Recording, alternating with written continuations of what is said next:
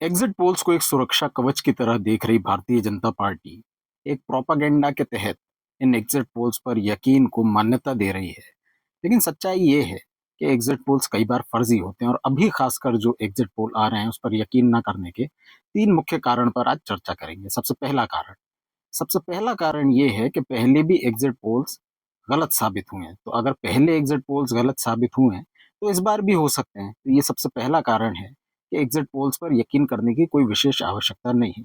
दूसरी बात, जो दूसरा कारण है वो ये है कि अगर ये एग्जिट पोल्स सही भी हैं तो भी एग्जिट पोल्स कई बार एक सीमित दायरे में होते हैं। सबसे पहले जो एग्जिट पोल कर रहे हैं उनसे पूछिए कि इस एग्जिट पोल का आखिर सैंपल साइज क्या है, कितने लोगों में ये एग्जिट पोल किया गया है। पता चला 20,000 लोगों में एग्जिट पोल किया गया और बताया जा रहा है कि साहब पूरा को पूरा जो बिहार है जिसमें 5 करोड़ से ज्यादा वोटर हैं, ये उनके मन की बात है।